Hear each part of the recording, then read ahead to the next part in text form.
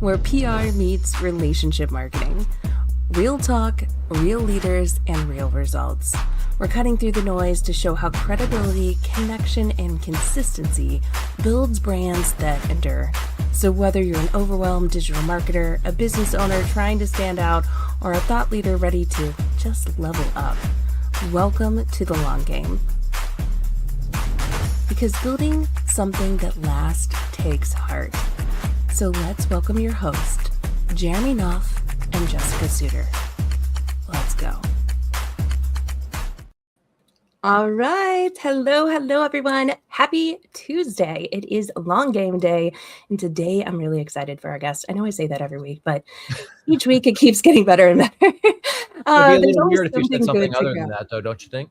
Yeah, I know. I need to pick something different. But how about this? What is one of your goals for 2026? I think one of the top ones that most people pick is all about abundance in whether that's your health, whether that's your wealth in your business or your personal life. That's one of the goals, and we have the perfect guest here to talk just about that. He's going to be talking about the abundance mindset, what it is, what it isn't, and more importantly, how you can achieve it for yourself. But without further ado, I would like to welcome my friend Shawn Q. Hey, Shawn. Hello. Hey, Jeremy. Hey, Jessica. How's it going, Shawn? Good to be here. Thanks for the invite. I Yes. love your energy, man. Oh, thank you. I can only be me. And I find that the more me I am, the more abundance I am able to allow in my life. And the more I try to be someone else, the more I try to be this image of like, this is what a business owner is supposed to be like and sound like and look like, the less authentic I am, and the more I actually repel that abundance. And so you get what you see, and I hope you like it. Yeah. Amen. And I've seen you in every different facet, like we were just talking about doing Lime Olympics and shoe kicks. And then I've been in your mastermind, and then I've heard you speak at different things, and you definitely are you all the time, which I love.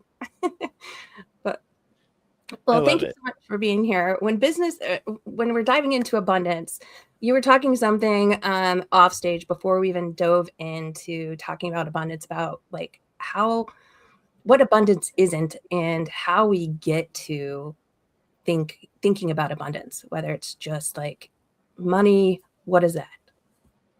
Yeah. So when we start thinking about abundance, most of the time the word more comes into our language of I want more money, I want more time, I want more freedom, I want more relationships, I want more love, I want more optimism and joy, I want more fun and adventure. And more is always great. Like who doesn't want more money? Who doesn't want more love? Who doesn't want more joy in their life? Oftentimes there's a prerequisite though that doesn't get discussed, and that is capacity. How much capacity do you have to allow more love, more money, more time to flow into your life? Too often we focus on just getting more when there's actually a law called the law of circulation, which essentially is stated, if you can't allow something to flow through you, it'll never flow to you.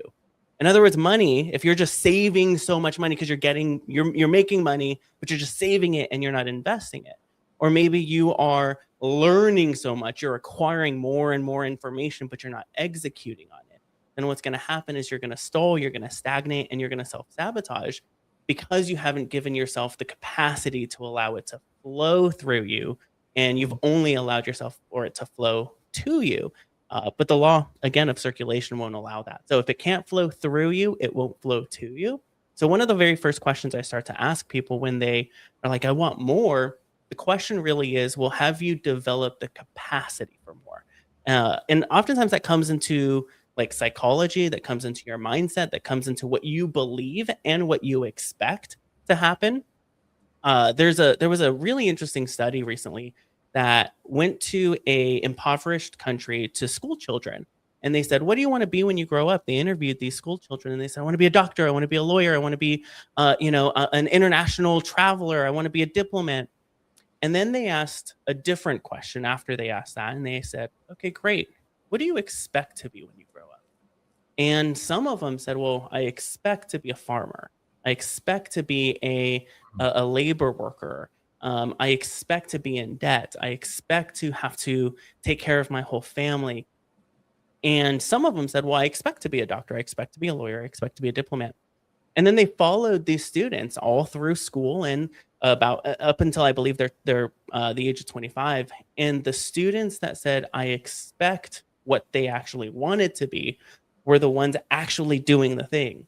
But those who had different expectations, different convictions, different beliefs, different capacity to believe in what was possible than what it is they wanted, those were the ones who actually ended up not doing the things they wanted because their expectations didn't match their desire. And so when we're doing this work, it's okay, what is it that you want? We all have those vision boards of, a six-pack abs and a brand new car and, an incredible relationship. And we have these wants. Do we also have the conviction and the expectation and the belief to support those wants? Do we have we developed that capacity so that when it does come to us, it can flow through? I love that. So, there's a bit of a dichotomy here, Shawn, where I feel like a lot of entrepreneurs get into entrepreneurship because of what they didn't have, right? They grew up poor. They grew up with all kinds of challenges. So now they're out chasing what they didn't have growing up. And I think that for a lot of us creates that expectation that we're not going to have what we need. So what advice do you have for people to get over that particular mindset and actually open up the abundance? Yeah, I remember when I was about 11 years old, my mom came home so excited. She said, guess what? I met with my boss, and at the time she was a hotel worker. And she said, I got a 10-cent raise. And we were like ecstatic. We were so happy. And I remember growing up thinking, I can't wait to get a job so one day I could get a 10-cent raise. My belief had a ceiling of 10 cents for money. So when I became an entrepreneur, I was looking at people selling $20,000 programs, and I'm like, that's insane. People selling $5,000, people even selling $200 thing. And I'm like, there's no way I could sell at that point.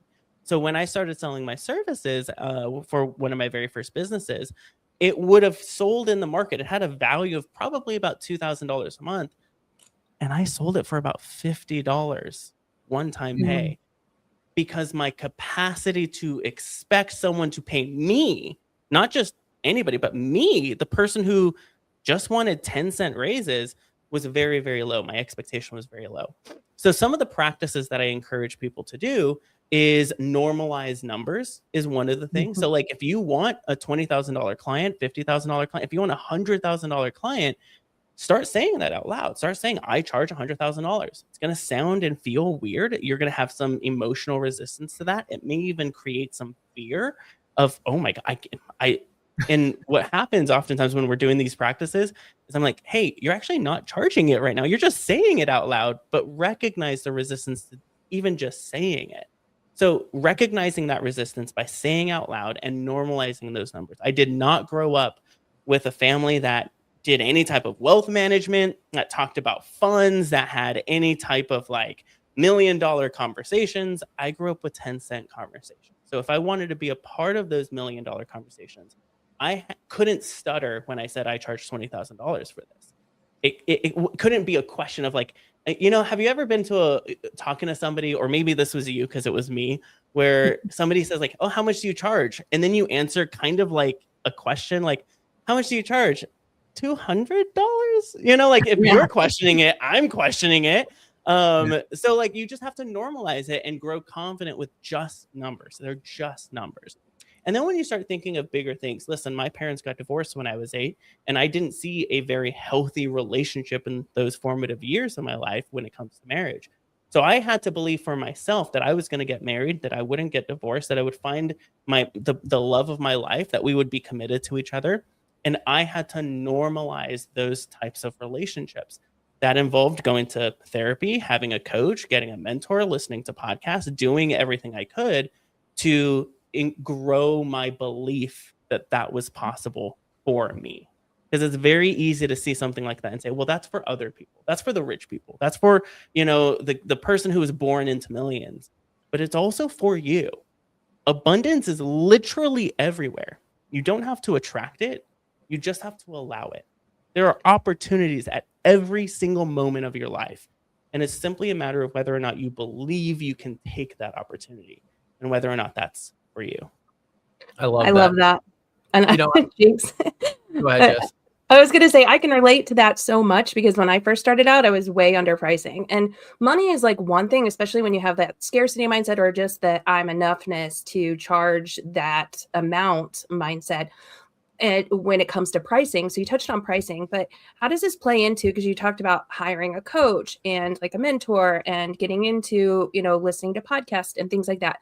How does that abundance mindset and or getting rid of that scarcity mindset play into hiring and to, your marketing even and in your business itself?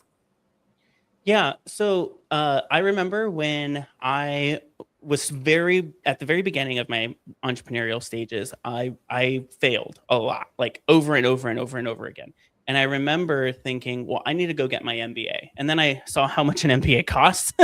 And this was like 20 years ago. It's like skyrocketed now. And I was like, okay, no, I had a minimum wage job. I barely had maybe $100 of credit. I didn't want to go get a loan. Like there was no way that was going to happen.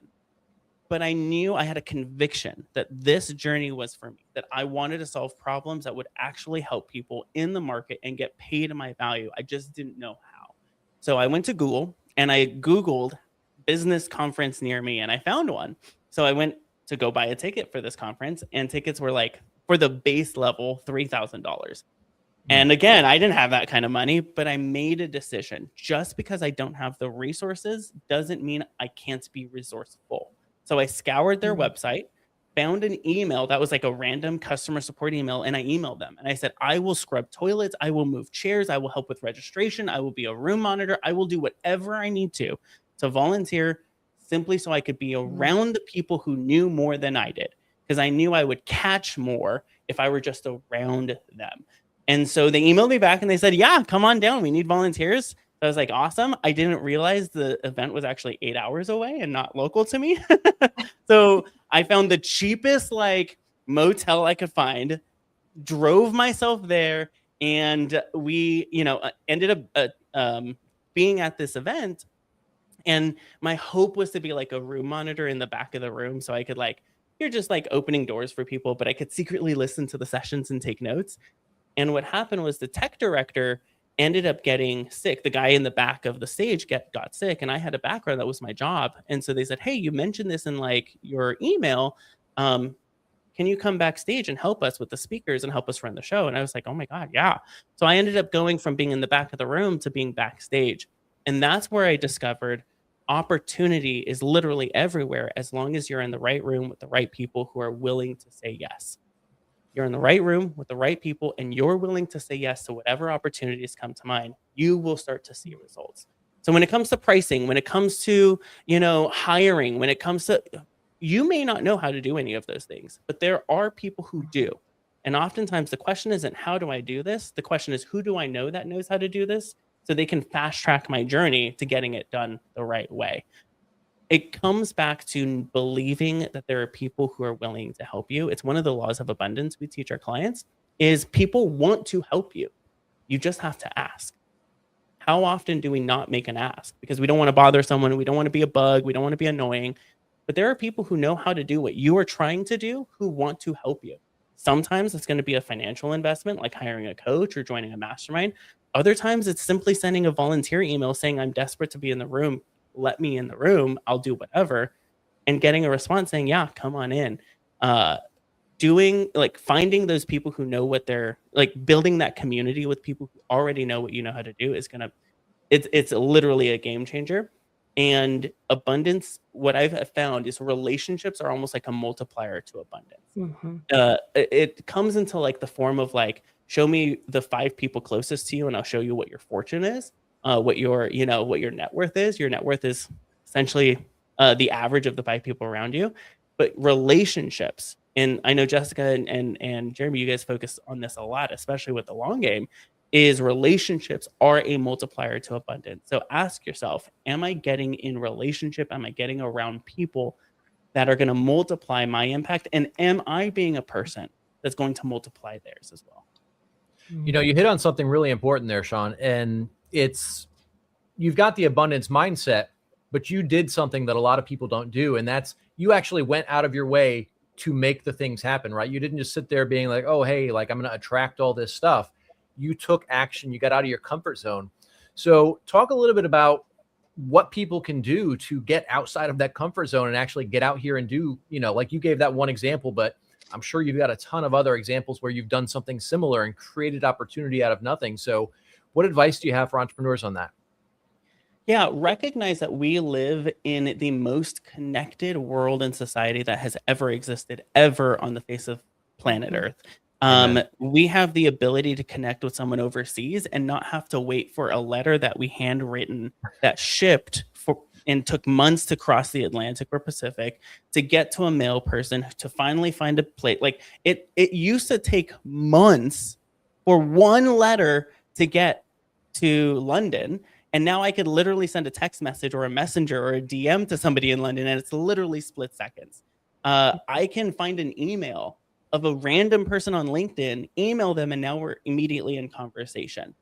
The key to recognize is that there's literally opportunity everywhere. We have the ability to network and connect with anybody, and it's simply a matter of believing that they'll respond.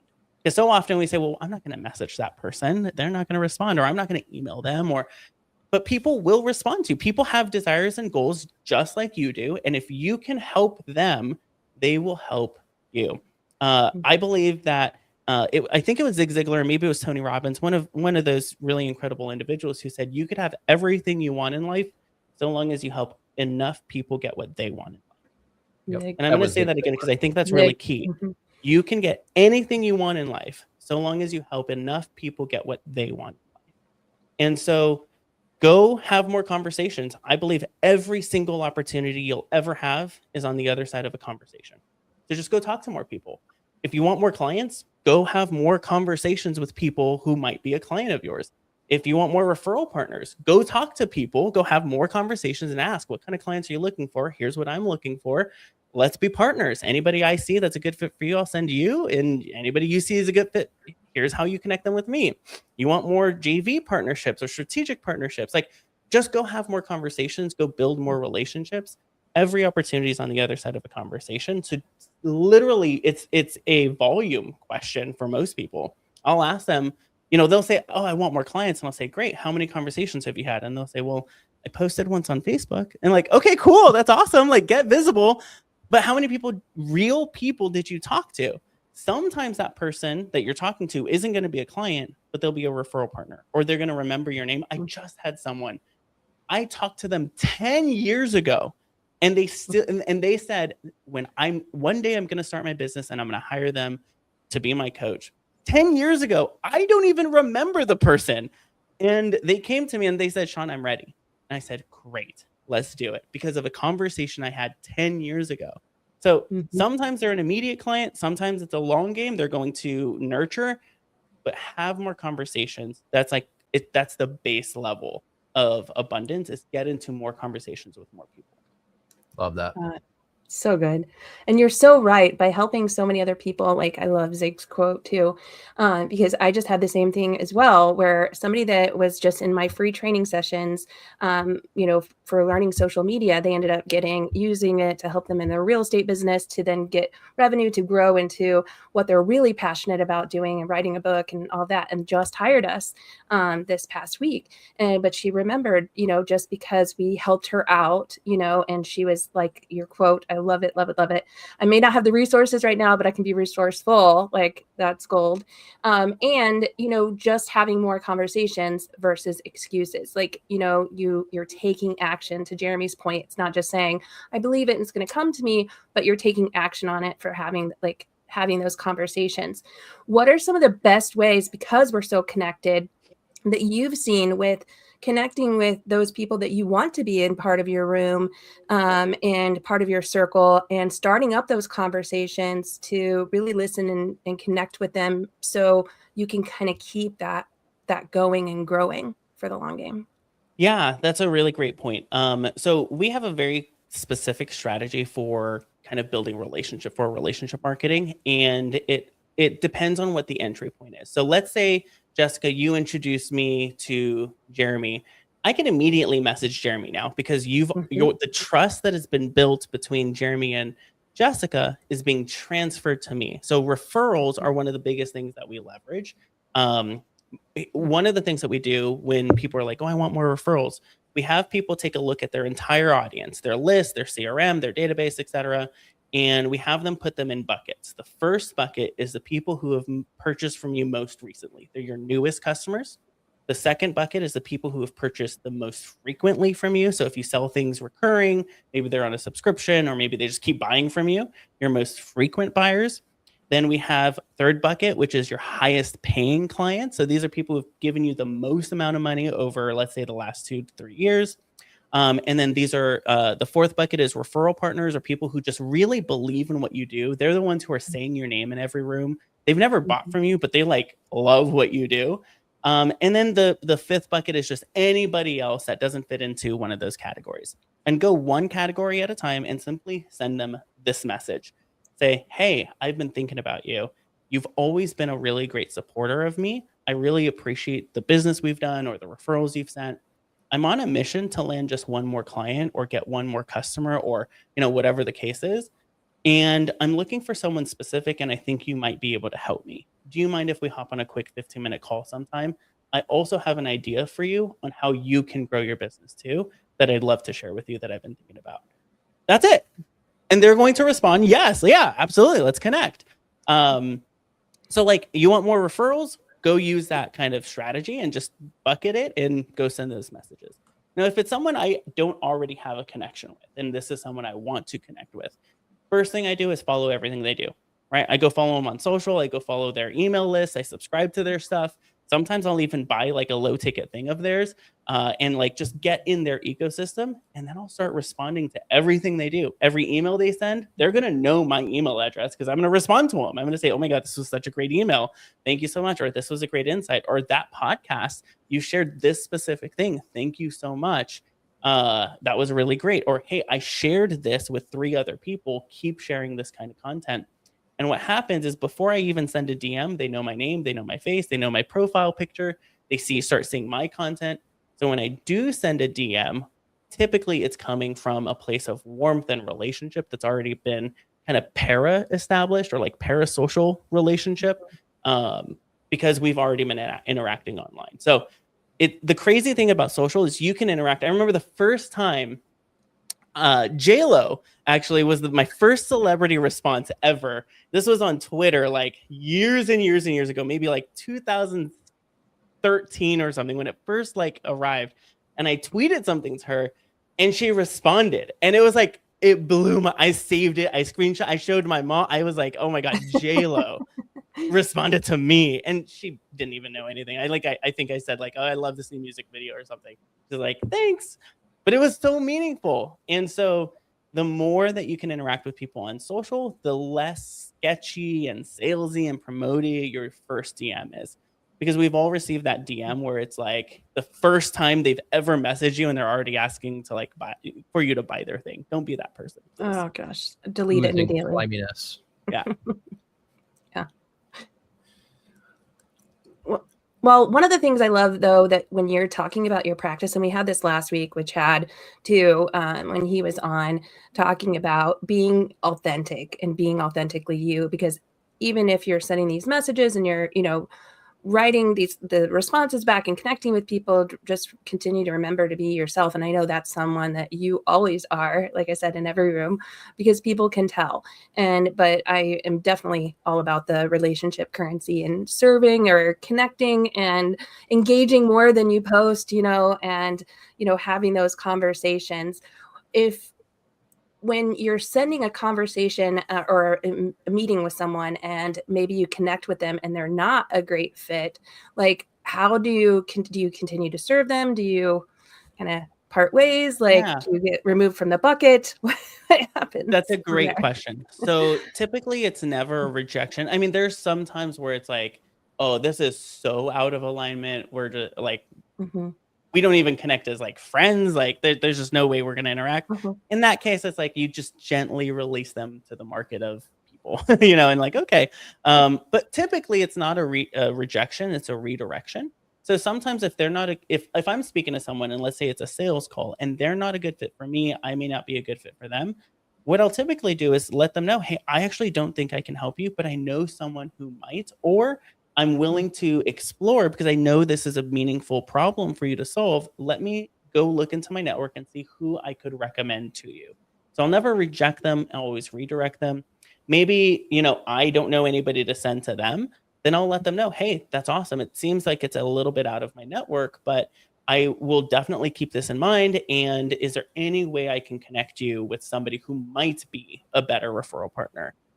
So it's never a rejection. It's always a redirection. And kind of bringing it back to abundance, I believe every single person has value on this planet, and every person can be a meaningful relationship to you. So often we have a scarcity perspective of I need clients, I need customers. So that's the only lens by which we're classifying someone. Clients or no clients, customer or no customer. But sometimes I've had sales conversations with people who end up being my business besties later, like, because that's another category of people, or they're just referral partners, or, they are somebody who's going to connect me to someone else, or like, we're just going to be kind and gentle, and like, I'm going to support their mission. They're going to support mine. So sometimes it's so easy to be limited to just client or no client. Can you give me something right now or no? And then you just kind of cut them off when, again, it's all relationship. You never know where a relationship can lead. I've had relationships that I've met with, I've met people 6 years ago that just now they're flourishing because the timing is right. The circumstances are right. The environment's right. They're who they need to be, and I'm who I need to be in order for this relationship to work. So recognize sometimes it's a timing issue. Sometimes it's an opportunity issue. Maybe the opportunity doesn't exist because you're not where you need to be at for that opportunity to exist. So don't just look through that like limited lens, expand what's possible in relationship. So while we're in the trenches and we're just busy doing all these things, Shawn, what do you do to kind of keep your mindset on track and keep focused on this abundance and stay out of the scarcity mindset? Yeah, that's really great. There's a couple of different things. Number one, I have a coach. I believe every person needs a coach, and not just one. They need multiple. I want to be the very best parent possible to my daughter. I want to be the very best husband to my wife. I want to be the very best financial manager. I want to be the best business owner and best leader to my team. And so in order for us to hit max performance, we need coaches. We need somebody who's going to look at our potential and measure it against our performance and say, hey, that was good, but you can do better. Hey, that was great. Or, hey, that was amazing. Keep doing that. Without that outside perspective, we're going to be limited to our own internal ceilings. So I have people that call me out on my BS, call me out on my lies and myth beliefs, call me out and say, hey, you're actually not being authentic right now. Maybe this is a version of you that's afraid, so you're showing up in this way, or maybe this is a version of you that is angry, and so it's showing up in this version. But is this the best version of you for this situation right now? Having that is so key. So get yourself a coach. 2, I have around my office, I have quotes and statements that remind me that is who I want to show up as. So for example, right outside my door in my office, I have it's a very small sticky note that I see every single day. I come into this room and it says, make it count. When I'm in this room, I'm not with my daughter. I'm not with my wife. I'm not with my family. I'm not doing anything that is like adventurous out there. I'm focused on work. I'm focused on business. So when I spend time in here, make it count. I'm going to make the moments count. I'm not going to doom scroll. I'm not going to, get distracted by cat videos on social. I'm going to make it count. The other thing that I do, and this is a little woo, but I set intentions. So I'm at a standing desk right now, but this is live. So I'll show you. I have my chair kind of hidden over here. And one of the things I did when I bought this chair was I kind of put my hands on it and I simply said, when I sit in this chair, I am creative and I make money. When I sit in this chair, I have purpose and I have intention. When I sit in this chair, I make relationships. I am happy. I am joyful. I do great work when I'm in this chair. Nothing is impossible. And now when I sit in this chair, nothing actually changed about the chair, but what changed was how I view myself when I'm in this chair. And so it's not really a matter of like manifesting those like principles into the chair as much as it is changing the lens by which you view that specific thing and the meaning you put behind it. I'm at my desk. When I sit at my desk, I type great emails. When I sit at my desk, I write great social posts. When I sit at my desk, so you kind of they're kind of affirmations that allow you to shift how you show up in that environment. Environment is actually the number one factor that's going to shift your behavior. Discipline is a very limited energy. I could be disciplined at like an ice cream shop for maybe 10 minutes. And then I'm gonna eat all the ice cream, right? Because it takes a lot of effort. But you put me in a gym, it takes zero discipline to work out because you're in an environment that's conducive for working out. So change your environment, almost immediately you're going to change your abundance mindset. That is awesome. And that's proven, honestly, as an NLP master practitioner. I know the science and the psychology behind it. Seriously, it works. They say what wires together, fires together too. And I just watched a video that was talking about the difference between don't wait till you're motivated, wait until, strive to be disciplined, and creating that environment. We'll have to link it in the blog, by the way. Make sure we'll drop the link here to visit the long game, sign up for the recap of this. I can't believe the 30 minutes flew by this fast. But before, I know, right? I could listen to you all day. But before we close out here, Shawn, where can people learn more about you and just Abundance Worldwide? Yeah, so you can follow me on social. I'm at Hey Shawn Q all over, and I spend most of my time on Facebook. So follow me on Facebook at Hey Shawn Q, and you'll see all my content there. Also, he's going to be at Social Media Week Lima. If you want to hear more from Shawn and meet him in person, he really does have the same energy in person as he. And I have my Funko Pop here. It is literally, I brag about this. Anybody who comes into my office, this is the first thing I show them. This was a speaker gift I got last year at Social Media Week Lima, and it's pretty awesome. Oh, thank you. Yeah, June 17th and 18th, sociallima.com will be there to meet both these gentlemen in person and myself. If you've not already got your tickets already, go to sociallima.com. But we'll be back here next week. So thank you, Shawn, for this week. But you'll want to come back next week, too, because Alicia, a mutual friend of ours, is going to be on next week talking about the Black Sheep sales method and how you can continue growing your sales and kind of get out of your head with talking and thinking that you can't charge. The Black Sheep. She made that with clay. It's pretty amazing. She did make this. And I keep it. It's amazing. That's awesome. But thank all of you for tuning in this week. Thank you, Jeremy, for being an amazing co-host. Thank you, Shawn, for being our guest. And thank all of you for tuning in, whether you're watching the replay or live. Thanks, everyone. Hope to see you back next Tuesday at 3 p.m. Eastern Standard Time. Bye-bye. See you guys next time.